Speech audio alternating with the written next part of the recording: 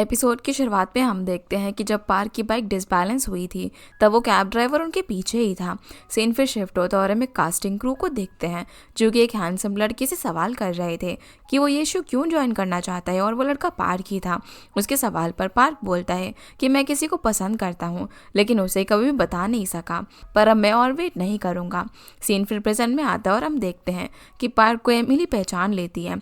कुछ टाइम बाद वो जब ऑटोग्राफ लेकर बाहर आती है तब भी पार्क वहीं पर था, जो देखकर स्टोर ओनर उसके लिए काफी खुश होती है। पर एमिली को अब भी कहीं ना कहीं डाउट था कि सच में पार्क है भी या फिर नहीं, तो पार्क उसे उनकी पुरानी बातें बताना शुरू कर देता है।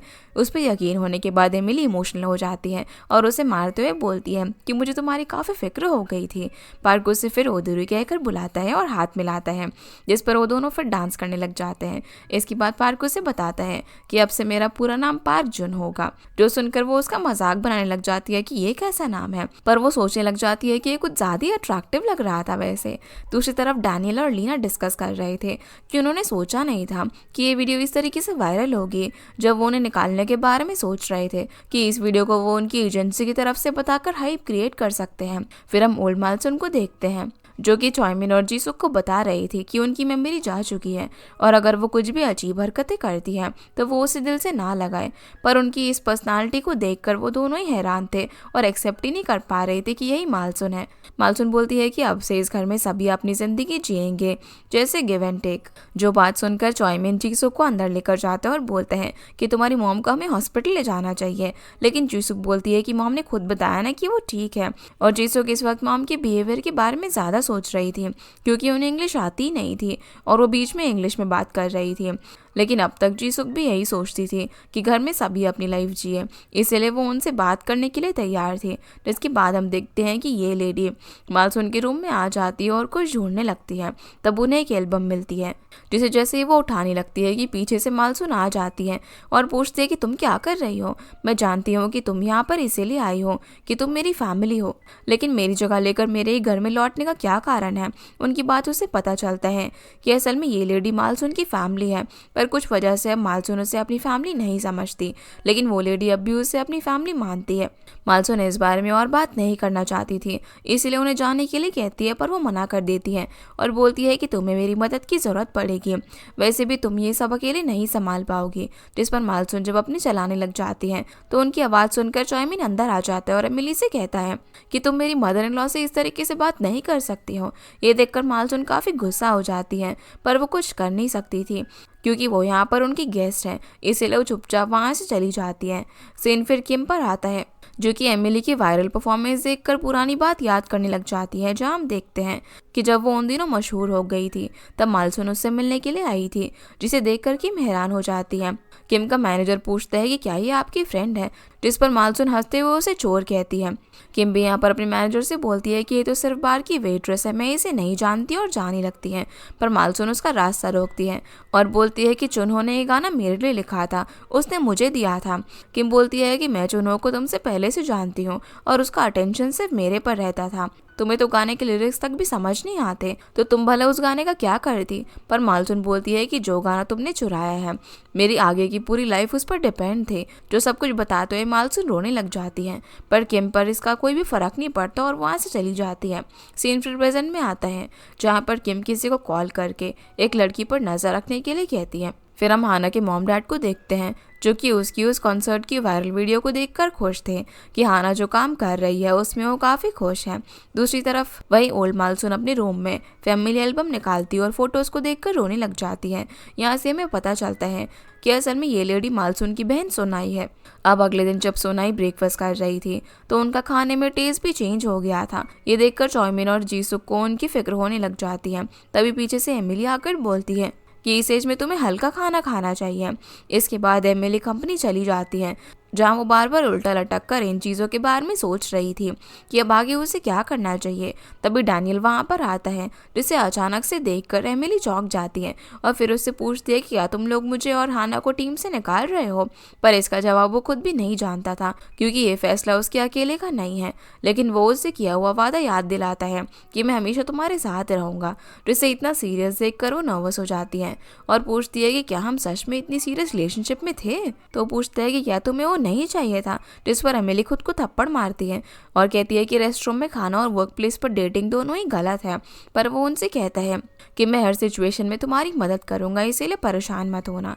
दूसरी तरफ हम किम को देखते हैं जो कि लीना से मिलकर उसे एमिली के बारे में बात करती है कि वो उसे ग्रुप से कैसे भी निकालना चाहती है, पर उन्हें लीना की मदद की ज़रूरत पड़ेगी ताकि वो कोई बैकअप प्लान के साथ तैयार रहे। पर लीना यहाँ पर एमिली की साइड लेते हुए बोलती है कि उसकी तरह अपने काम को एंजॉय करने का क्रेज़ अभी तक उसे किसी में भी नहीं दिखाया है और ये जाहिर है कि क्यों डैनियल उससे इतना फेवर करता है।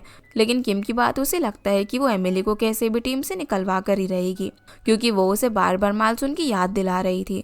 सीन फिर चॉय पर आता है जो कि मालसून से बचकर घर से बाहर जाने की कोशिश कर रहा था, पर वो उसे देख लेती है। जिसके बाद वो एक कैफे में जाते हैं जहाँ पर चॉय में उन्हें अपनी सारी प्रॉब्लम बताता है कि जीसू को उसे एक तरह से इमोशनल टॉर्चर करती है। लेकिन यहाँ पर मालसून उसे कहती है कि ये तुम्हारा रिलेशनशिप है तो तुम जानो, मुझे बस इतना बताओ कि क्या तुम मेरी मदद करोगे जिससे उसके और मेरे बीच सब कुछ ठीक हो सके। चॉयमिन इसमें पढ़ना नहीं चाहता था तो मालसून बोलती है कि तुम्हारा ओवरड्यू रेंट अभी तक बाकी है ना। जो सुनकर चॉयमिन उसे बताता है कि ये सारी प्रॉब्लम तब से शुरू हुई जब से उसने एक लेडी जो कि अपनी 60s में थी उससे बात की। उससे बात करने के बाद वो हॉस्पिटल गई और वहाँ से लौटने के बाद वो पूरी तरीके से बदल चुकी थी। फिर हम जीसुक को देखते हैं जो कि ऑफिस टाइम में हाना के कॉन्सर्ट वाली वीडियो देख रही थी और उसे भी काफ़ी अच्छा लग रहा था क्योंकि यही गाना वो अपनी मॉम को गाते हुए काफ़ी बार सुना करती थी। फिर हम मालसून के रेस्टोरेंट को देखते हैं जहाँ पर उनके फ्रेंड्स खाना खा रहे थे, पर खाने का टेस्ट किसी को भी पसंद नहीं आता। वो सभी लोग अब बात करने लग जाते हैं कि कहीं मालसून और पार्क एक साथ तो कहीं भाग नहीं गए। तभी मालसून वहाँ पर आती हैं जिन्हें देखकर सभी लोग हैरान रह जाते हैं। वो फिर सबका यहाँ पर मजाक बनाने लग जाती है सिवाय स्टोर ओनर के, क्योंकि वो उनकी साइड ही ले रही थी और वो बताती हैं कि पार्क मेरा टाइप का नहीं है। जिसके बाद वो साइड वाले टेबल पर जाकर बैठ जाती हैं। तब ऑर्डर लेने के बजाय वहाँ का ओनर बताता है कि बड़ा ऑर्डर मिलने की वजह से हमारे पास अब कोई भी सर्विंग आइटम नहीं बची थी। फिर हम पार्क को देखते हैं जो कि एक रेसलिंग कॉम्पिटिशन में था और वो उसमें जीत जाता है। सीन फिर पास में जाता है जहाँ पर पार्क अपने टाइम में भी रेसलिंग में ही पार्ट लिया करता था और वो काफ़ी अच्छा खेलता था, जिसे चेयर करने के लिए मालसून भी आया करती थी और वो सिर्फ मालसून के लिए मैच को जीतता था। यहाँ आज भी सिर्फ फीमेल जजेस उसे देखकर काफ़ी इंप्रेस हो जाती है क्योंकि वो काफ़ी हैंडसम था। सीन फिर डैनियल और बाकी टीम पर आता है जो कि डिस्कस कर रहे थे कि एमिली और हाना को निकालना चाहिए या फिर नहीं। पर जो वीडियो वायरल हुई है उसे सभी लोग काफ़ी पसंद कर रहे थे, इसलिए डिसीजन ले पाना सभी के लिए मुश्किल हो रहा था।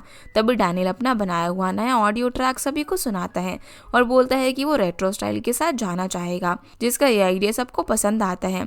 दूसरी तरफ हाना टेंशन में थी कि इवैल्यूएशन टेस्ट का क्या रिजल्ट आएगा और एमिली खुद को शांत रखने के लिए अजीब हरकतें कर रही थी। तभी लीना वहाँ पर आती और सभी को बताती है कि ये दोनों टीम में रहेंगी, लेकिन वो दोनों को एक लास्ट वार्निंग देती है कि अगर रूल्स ब्रेक करके तुमने फिर से इस तरीके का कोई कॉन्टेस्ट किया तो भले ही वो वीडियो कितनी ही वायरल क्यों ना हो तुम्हें निकाल दिया जाएगा। अब लीना के जाने के बाद वो दोनों काफ़ी खुश थी कि वो टीम में रहेंगी, पर तब बाकी टीम उससे बोलती है कि तुमने फेयर प्ले की बात की थी और खुद ही अपने लिए इस तरीके से बैकअप बनाकर रखा था। इस पर एमिली भी उन्हें भला बुरा सुना देती है कि तुम्हें खुद पर काम करना चाहिए, न कि हर चीज़ की शिकायत लेकर मेरे पास आना चाहिए। पर उसकी बातों का इन चारों पर कोई भी असर नहीं होता और वो यहाँ से चली जाती है। सीन अब सोनाई पर आता है जो कि फ़ोटो एल्बम देखकर मालसून के पास के बारे में जानने की कोशिश कर रही थी, पर वो हैरान होती है जब उसे मालसून की वेडिंग की एक भी फ़ोटो नहीं दिखती। इस एल्बम में एक फ़ोटो भी थी जिसमें वो मालसून और मॉम के साथ है, पर मालसून ने अपनी मॉम और सोनाई के चेहरे को ख़राब कर दिया था। रात को अब एमिली जब लौटती है तो देखती है कि जायोंग अपने डैड को याद करके रो रहा था क्योंकि उन्हें गायब हुए अब काफ़ी दिन हो गए थे और अब तक वो अक्सर लौट आया करते थे। इसलिए वो खुद को जिम्मेदार ठहराने लग जाता है कि उसने ही कुछ किया होगा जिसकी वजह से वो उसे नाराज़ होकर चले गए। एमिली जब उसे संभाल रही थी तब डैनियल वहाँ पर आता है जो अभी सिचुएशन समझ ही रहा था कि इतने में पार्क बाइक से वापस आ जाता है, जिसे यहाँ पर देखकर एमिली शॉक हो जाती है। पार्क यहाँ गेस्ट बनकर आया था और वो एमिली को देखकर कहता है कि तुम्हें फिर से देखकर अच्छा लगा, जो सुनकर डैनियल को जलन होती है कि ये कौन है जिसे एमिली पहले भी मिल चुकी है। तो एमिली बोलती है कि अरे हम तो रैंडमली मिले थे।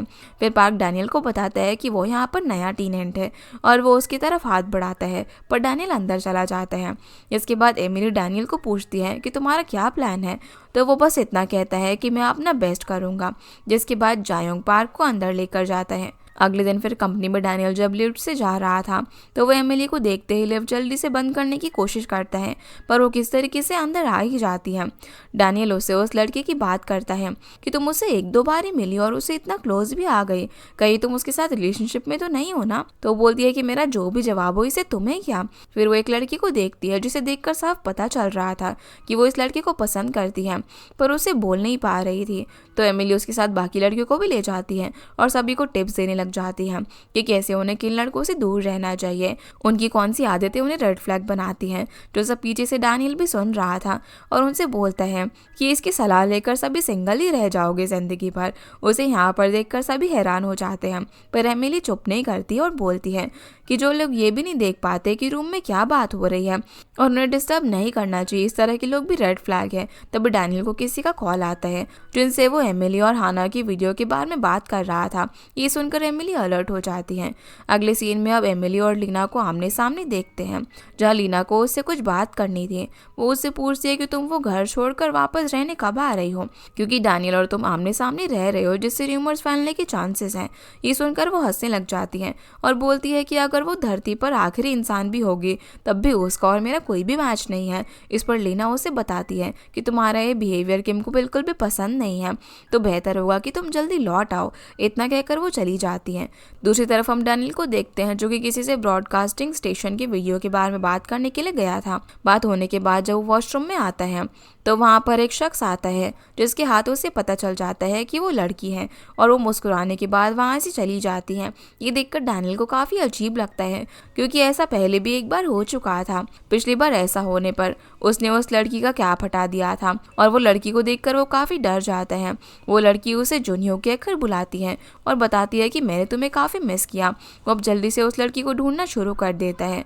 फिर हम पार्क को देखते हैं जो कि शॉपिंग करने के लिए आया हुआ था और वहाँ एम्प्लॉयज़ से बोलता है कि उसे अपनी गर्लफ्रेंड के लिए कुछ चाहिए, पर पार्क वहाँ पर अपना ओल्ड वर्जन इमेजिन करता है। जिससे यही एम्प्लॉय पूछती है कि क्या वो यहाँ पर अपनी ग्रैंड डॉटर के लिए कुछ देखने के लिए आया है। दूसरी तरफ एमिली जब रात को घर लौट रही थी तब पीछे से पार्क आ जाता है, जिसे अचानक देखकर वो काफ़ी डर जाती है और उसे मारने लगती है। वो उसे कहती है कि किसी ने देख लिया तो प्रॉब्लम हो जाएगी, क्योंकि उसकी एजेंसी ने उसे र्यूमर से दूर रहने के लिए कहा है। तभी डैनियल वहाँ पर आता है और एमिली से पूछता है कि वो यहाँ पर क्या कर रही है, जिसे पार्क रूडली जवाब देता है कि तुम्हें दिख नहीं रहा कि हम बात कर रहे हैं। डैनियल एमिली को अब घर जाने के लिए कहता है। इस पर पार्क बोलता है कि ये उसकी मर्जी है, एक ट्रेनी तुम्हारी एम्प्लॉय नहीं है। और बात रही मेरी, तो हो सकता है कि हमारी कोई डेस्टिनी हो। जो सुनकर डैनियल उसे एमिली से दूर रहने के लिए कहता है, जिससे उनकी बहस बढ़ना शुरू हो जाती है। ये देखकर एमिली टेंशन में आ जाती है। अब एमिली इन लोगों को शांत करने के लिए डैनियल से कहती है कि पार्क मेरा बचपन का दोस्त है।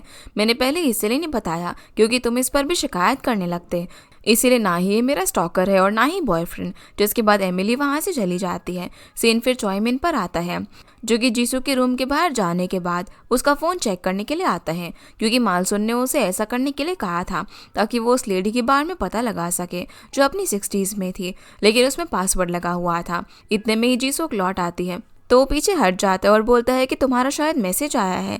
ये चेक करने के लिए जीसू का अपने फ़ोन का पासवर्ड डालती है तो चॉयमिन उसे देख लेता है। मैसेज देखने के बाद जीसू थोड़ी सी परेशान हो जाती है और रूम से बाहर चली जाती है।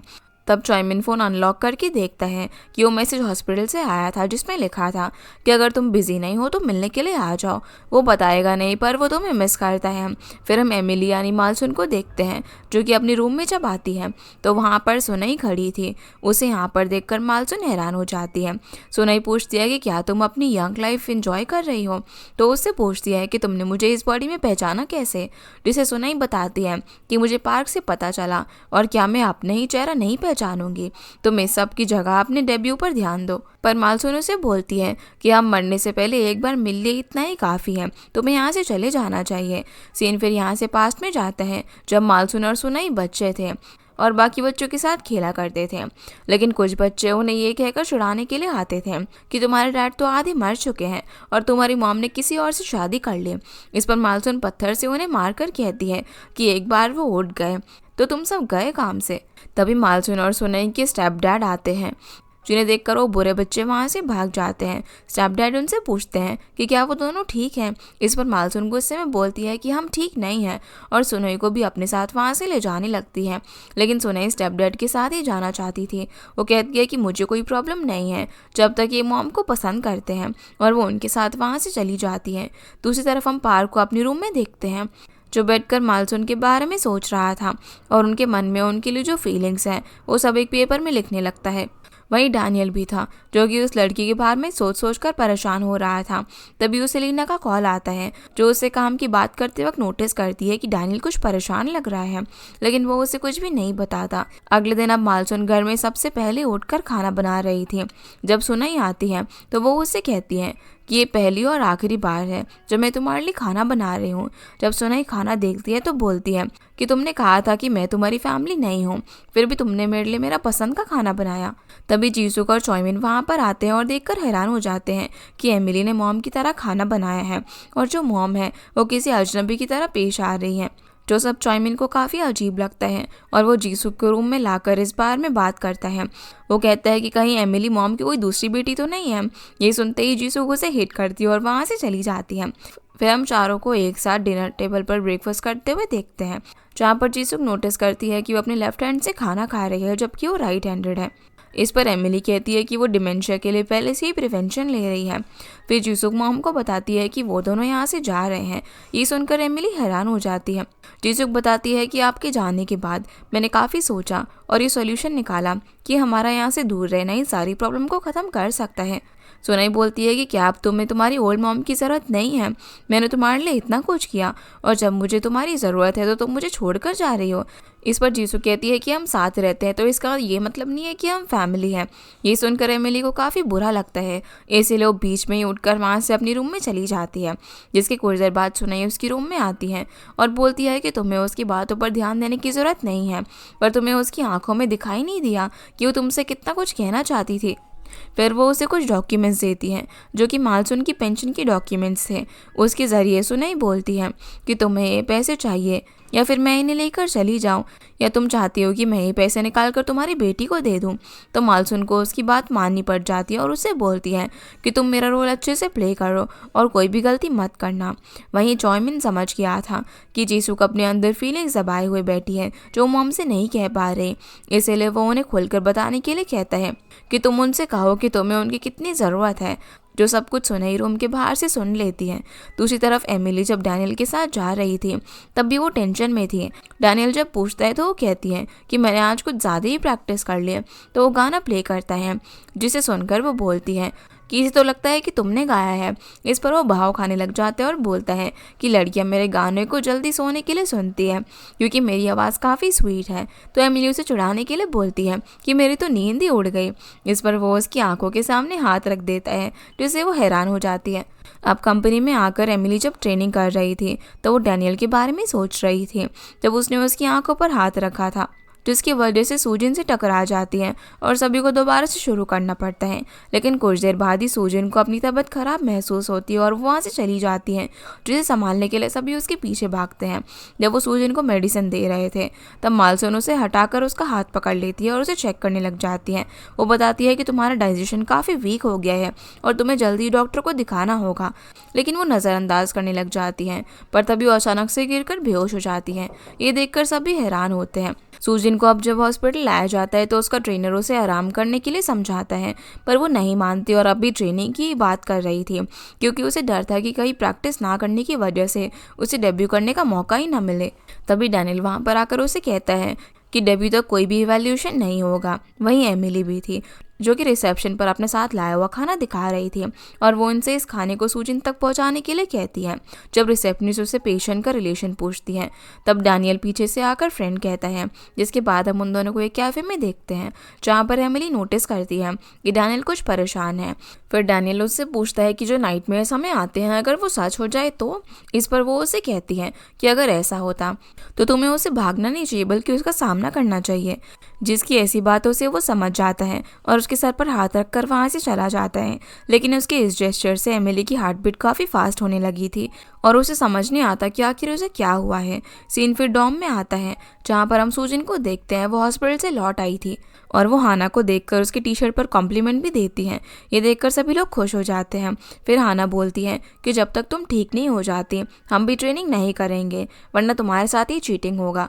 पर सूजिन ऐसा करने से मना कर देती है और बोलती है कि मेरी जगह किसी को तो प्रैक्टिस करनी ही होगी, आखिर हम एक टीम है। फिर वो हाना से बोलती है कि एमिली जो खाना उसके लिए लाई थी वो अच्छा बना था, जिससे हाना भी खुश हो जाती है कि फाइनली टीम ने उन्हें एक्सेप्ट कर लिया। सीन फिर पार्क पर आता है जो कि अपने बेटे जायोंग को उसके डैड पार्क की तरफ से लिखा हुआ झूठा लेटर देता है। जायोंग अपने डैड की हैंडराइटिंग पहचान लेता है और काफ़ी ज़्यादा खुश हो जाता है कि उन्होंने उसे लेटर लिखा है। जब वो उसे पढ़ना शुरू करता है तो उसमें उन्होंने लिखा था कि वो ये देखकर खुश हैं कि तुमने सारा काम अच्छे से संभाल लिया। आगे वो बताते हैं कि उन्हें एक खास दोस्त मिल गया जिन्होंने उनकी लाइफ अब बदल दी है। ये देखकर जायोंग जो कि थोड़ी देर पहले इमोशनल था वो गुस्सा हो जाता है कि डैड ने अपनी गर्लफ्रेंड बना ली। अगले दिन अब डैनियल जब नहाने के लिए जा रहा था तब पार्क उसके रास्ते में आ जाता है, जिसे डैनियल इग्नोर करके नहाने चला जाता है। यही चीज़ पार्क को पसंद नहीं आती, इसीलिए डैनियल जब नहा रहा था तो पार्क गर्म पानी की जगह ठंडा पानी खोल देता है, जिसे फिर जायोंग आकर ठीक करता है। डैनियल फिर रूम के बाहर नोट पर इस चीज़ की कंप्लेंट लिखता है कि पानी ठीक से नहीं आ रहा, पर पार्क उसके जाने के बाद नोट को हटा देता है। दूसरी तरफ हाना के पास एक हाई स्कूल लड़की आती है और उसे टेडी बेयर गिफ्ट करती है क्योंकि वो उसकी फ़ैन थी, जिसे लेने के बाद वो अंदर आ जाती है, जहाँ पर सूजिन सभी को आकर बताती है कि उनका नया डेब्यू सॉन्ग रेडी हो चुका है, जिसे सुनने के लिए सभी जल्दी से चले जाते हैं और हाना अपने साथ लाए हुए उन टेडी बेयर्स को अपने साथ ले जाती है। डैनियल जब सभी को नया सॉन्ग सुना देता है तो वो सबको काफ़ी पसंद आता है, जिससे वो भी खुश हो जाता है और बोलता है कि इस पर वो लोग अपनी प्रैक्टिस कोरियोग्राफी होने के बाद शुरू करेंगे। फिर वो हाना और एमिली को बताता है कि दोनों के फेसेस पहले ही रिवील हो चुके हैं, इसीलिए डेब्यू से पहले वो इनके लिए एक यूट्यूब पर म्यूज़िक वीडियो लॉन्च करेंगे। सीन फिर मालसुन के रेस्टोरेंट पर आता है जहाँ ओनर ने रेस्टोरेंट की प्रमोशन के लिए किसी यूट्यूबर को बुलवाया था, जो सूप ट्राई करने के बाद उसकी तारीफ़ करता है और बोलता है कि वो किचन भी देखना चाहता है, लेकिन वो दोनों कहते हैं कि किचन काफ़ी मेसी है अभी और मना कर देते हैं। वहीं चॉयमिन जीसुक के पीछे पीछे हॉस्पिटल तक गया था। जीसुक अपनी आंटी से मिलकर अपने डैड की कंडीशन के बारे में पूछती है तो बताती है कि अब उन्होंने ट्रीटमेंट बंद करवा दिया है क्योंकि कोई भी उम्मीद नहीं बची, उसके पास अब ज़्यादा टाइम नहीं बचा। ये सुनकर चॉयमिन भी शॉक हो जाता है कि जीसुक के डैड आज भी जिंदा है, लेकिन उनकी ये कंडीशन है। आंटी फिर जीसुक को अपनी मॉम को यहाँ पर लाने के लिए कहती है। सीन अब शिफ्ट होता है और हम किम को देखते हैं, जिन्हें उनका जासूस कॉल करके बताता है कि उसे एमिली के बारे में कोई इन्फॉर्मेशन नहीं मिली है, जैसे कि वो कोई भूत हो। ये सुनकर किम शॉक हो जाती है। दूसरी तरफ पार्क एक एंटरटेनमेंट कंपनी के साथ मिलकर एक एग्रीमेंट साइन करता है और उस ओनर को देखकर लग रहा था कि वो पार्क को अपने साथ काम करने पर रखकर काफ़ी खुश हैं। वही कंपनी में डैनियल और बाकी सभी को पता चलता है कि जो टेडी बियर हाना को मिले थे उनमें से एक में कैमरा लगा हुआ था, इसीलिए अब उन्हें उस लड़की को जल्दी ढूंढना पड़ेगा जिसने ये टेडी बियर दिए थे। ये सब देखकर एमिली बोलती है कि क्या वो वापस जा सकती है, जिस पर डैनियल गुस्से में चिल्ला देता है और वो यहाँ की सिक्योरिटी बढ़ाने के लिए बोलता है। सीन फिर वापस से चॉयमिन पर आता है जो कि अपनी फ्रेंड को ड्रॉप करने के लिए जब जा रहा था तो उसे कुछ $10,000 ट्रांसफ़र करती है। इतने पैसे देखकर वो हैरान हो जाता है और इसका कारण पूछता है तो बताती है कि तुमने मुझे जो एडवाइस दी थी उससे मुझे काफ़ी फ़ायदा हुआ और ये उसी एडवाइस की फ़ीस है, जो कि चॉयमिन को सही नहीं लग रहा था क्योंकि उसने तो सिर्फ नॉर्मल एडवाइस दी थी। वहीं किम के जासूस ने उन्हें कुछ फ़ोटोज़ भेजी थी जिन्हें देखकर किम को पता चल जाता है कि एमिली मालसुन के घर में रहती है, लेकिन एमिली की हरकतें और बातों पर गौर करने के बाद एमिली में मालसुन के कैरेक्टर देखने लगते हैं। दूसरी तरफ डैनियल और एमिली जब पुलिस में कंप्लेन करने के बाद वापस लौट रहे थे तब डैनियल एमिली को टेंशन लेने से मना कर देता है और समझा रहा था कि उतना भी बड़ा मैटर नहीं है, पर एमिली साफ देख पा रहे थे कि वो परेशान है अपने उस स्टॉकर को लेकर। तो उसका मूड अच्छा करने के लिए वो बोलती है कि एक बार अगर वो मेरे हाथ लग गए तो मैं उसे छोड़ूंगी नहीं। ये देखकर डैनियल मुस्कुराने लगता है और वो अपनी प्रॉब्लम भूल जाता है। गेस्ट हाउस पहुंचने के बाद फिर वो एमिली से और कैंडीज मांगता है जो कि उसने उसे पिछली बार दी थी। इतने में किम वहां पर आती है और एमिली से बोलती है कि मेरे पास रीजंस की कमी नहीं है तुम्हें टीम से निकालने की, क्योंकि उसकी हर एक आइडेंटिटी फेक है। ये सुनकर डैनियल परेशान हो जाता है और बोलता है कि मैं नहीं जानता कि प्रॉब्लम क्या है, पर अगर आप इसे निकाल रही हैं तो मुझे भी कंपनी से निकलना होगा। जिसकी ये बात सुनकर किम और एमिली दोनों ही शॉक हो जाते हैं। और इसी के साथ हमारा ये एपिसोड यहीं पर ख़त्म होता है। तो गाइस ये थी आज की वीडियो एंड आई होप आप लोगों को ये वीडियो पसंद आई होगी। तो इस वीडियो को लाइक कर चैनल को सब्सक्राइब ज़रूर कीजिएगा। आपसे फिर मिलते हैं इस ड्रामा के अगले एपिसोड में। तब तक के लिए गुड बाय।